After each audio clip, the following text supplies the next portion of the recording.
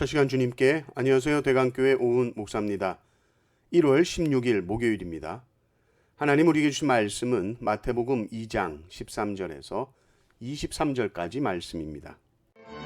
그들이 떠난 후에 주의 사자가 요셉에게 현몽하여 이르되 헤롯이 아기를 찾아 죽이려 하니 일어나 아기와 그의 어머니를 데리고 애굽으로 피하여 내가 내게 이르기까지 거기 있으라 하시니 요셉이 일어나서 밤에 아기와 그의 어머니를 데리고 애굽으로 떠나가 헤롯이 죽기까지 거기 있었으니 이는 주께서 선지자를 통하여 말씀하신 바 애굽으로부터 내 아들을 불렀다 함을 이루려 하심이라.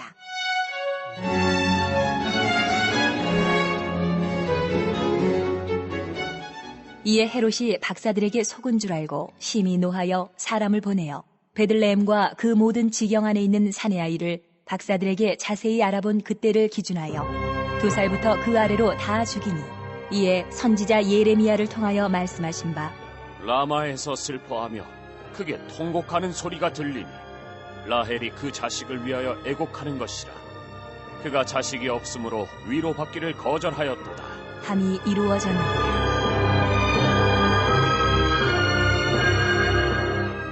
헤롯이 죽은 후에 주의 사자가 애굽에서 요셉에게 현몽하여 이르되 일어나 아기와 그의 어머니를 데리고 이스라엘 땅으로 가라 아기의 목숨을 찾던 자들이 죽었느니라 하시니 요셉이 일어나 아기와 그의 어머니를 데리고 이스라엘 땅으로 들어가니라.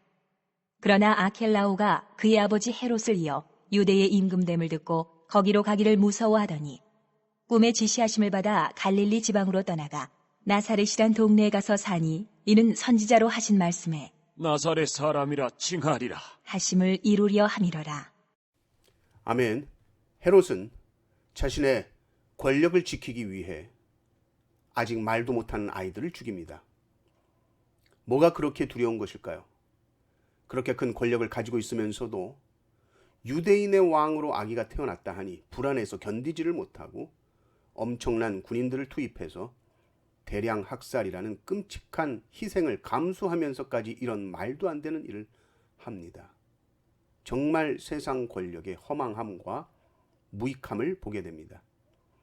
그러나 헤롯의 계획은 그 무자비함과 철두철미함에도 불구하고 계획대로 되지 않았습니다.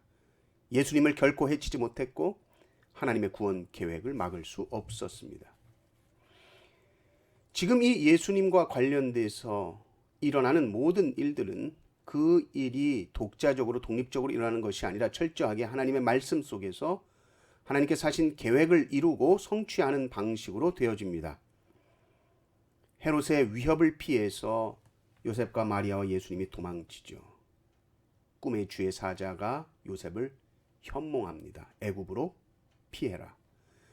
요셉이 한밤중에 아기와 아내를 데리고 이집트로 피난을 갑니다. 이집트로 내려간 것 그냥 도망가야지 해서 간 것이 아니라 말씀의 성취다. 애굽에서 내 아들을 불렀다는 말씀을 성취하기 위해 갔다는 것이죠. 15절을 보십시오. 헤롯이 죽기까지 거기 있었으니 이는 주께서 선지자를 통하여 말씀하신 바 애굽으로부터 내 아들을 불렀다 함을 이루려 하심이라. 그리고 수많은 아이들이 죽은 사건, 이 안타까운 사건도 말씀을 이루는 것이라고 이야기하죠. 18절은 예레미야 말씀을 인용한 것입니다. 라마라는 곳은 포로 집결 장소였습니다. 자식들이 포로로 잡혀가는 것을 보는 그 부모의 슬픔, 그것을 지금 아이들이 학살당한 이 슬픔으로 표현하고 있습니다. 자식이 자기보다 먼저 죽는 것보다 큰 슬픔은 아마 없을 것입니다. 그것도 끔찍하게 억울하게 죽임을 당했을 때 부모는 더 이상 생애 의지조차 느끼지 못할 정도의 극한 고난을 경험하게 됩니다. 그러나 그 극한 고통도 말씀이 성취되는 것이라고 했을 때, 그것이 이스라엘의 구속자가 나타나는 방식이라고 했을 때에 한 줄기 빛, 소망이 비춰지는 것이죠. 성도가 어떤 고통과 슬픔 속에서도 주저앉지 않는 이유는 이것입니다. 모든 것이 하나님의 섭리 속에서 일어난 일이라고 믿는 것입니다. 그 일이 아무리 괴롭고 힘들어도 주님이 알지 못하는 일은 일어나지 않으며 주님은 나의 모든 것을 다 아신다는 이 진리를 믿는 것이 성도입니다. 헤롯을 피해서 애굽으로 피신했던 요셉과 마리아 예수님은 헤롯이 죽은 후에 이스라엘로 돌아오게 되는데 꿈에 지시하심을 받아서 갈릴리 지방으로 가시게 됩니다. 그래서 예수님께서는 갈릴리 나사렛에서 자라시게 되는 것이죠. 23절을 보십시오. 나사렛이란 동네에 가서 사니 이는 선지자로 하신 말씀에 나사렛 사람이라 칭하리라 하심을 이루려 함이로라. 이 또한 말씀을 성취한 것이라고 합니다.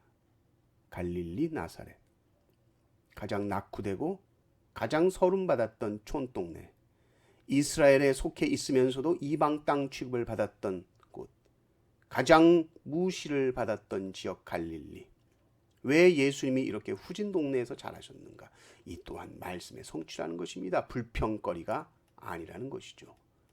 사실은 우리의 모든 삶은 하나님 뜻 가운데 있는 것이요 섭리 가운데 있으며 하나님의 말씀은 언제나 성취됩니다. 우리의 모든 걸음은 주님의 인도하심 가운데 있고 가장 안전한 주님 품속에 있습니다. 내가 그렇게 느끼든 느끼지 않든 그것은 진리요 사실입니다. 말씀이 성취되는 삶, 말씀의 인도를 따라 걸어가는 삶이 가장 안전하고 확실한 삶인 줄 믿습니다. 삶이 고통스럽고 어려울 때, 불평하고 싶을 때, 소리 지르고 싶을 때 생각하십시오. 내가 지금 걸어가고 있는 이 길이 말씀을 어기고 불순종해서 걷는 길이 아니라면 내 길은 지금 말씀을 성취하는 삶입니다. 그리고 말씀을 성취하는 삶은 반드시 종국에 가장 안전하게 우리를 인도하실 것이요 가장 풍성한 삶을 허락해 주실 것입니다.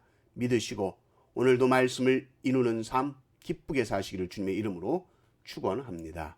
아멘.